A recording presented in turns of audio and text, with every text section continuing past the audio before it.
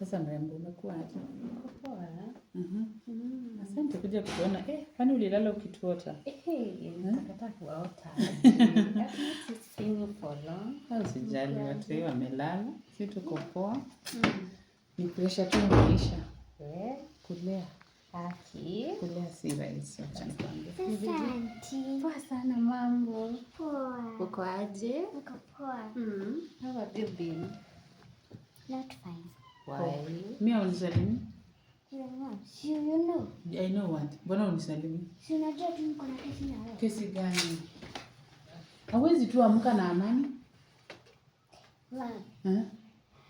Shule iko karibu. Umebrush meno? Umeoga uso? Hebu toka. Hebu toka. Siendi. Uendi nini?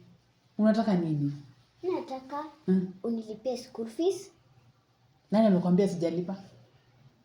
3 weeks na nirudi shule. Hujanilipia. Shule nani amekwambia sijalipa? Nitalipa. Nini nyingine unataka? Kwanza kabla tuongee mimi na wewe, enda. Niko na mgeni. Si unasema auntie ni mgeni? Hauoni tuko na story zetu tunaongea naye hapa? Auntie. Unajua mama? Mama kukuwa ananinunulia vitu za shule. Aya.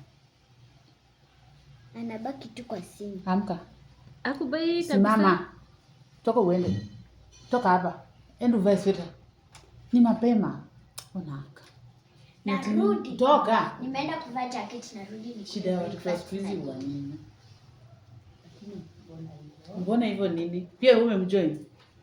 Nani umlipia? Si bibi. Kuna kesi huyu mtoto ameanza kwa hii nyumba. Anataka dadi.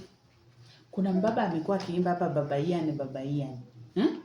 Sijui ati amefanya nini, sijui tuchukue dadi wa wenyewe. Kwani nani aliambia watoto ni dadi tu ulipa shule na ni yeye tu ufanya shopping? Lakini sasa si watoto mjua hivi. So, what do you suggest? Junior una side na yeye. What do you think about that? I'm not thinking. Hakuna kitu nina think. Juu mimi guys with huyo baba Ian hata simjui. Huyu baba Ian anaimbwa huko simjui. Sijaimuona. Na mtoto anajua aje? Mimi sijui, mtaongea naye. Wewe anakuambianga vitu, mtaongea. Miju kale ka baba najua huku. Nasikianga kakito baba Ian kako huku nyuma, kanaishi nyumba ya nyuma na nikafupi. Nikafupi. Nani atakuwa na kabali tukikubali huyo baba Ian? My sister. Para, mimi nikaa sitaweza. Wewe utaongea naye ngoja arudi. Najua hiyo story mtarudia.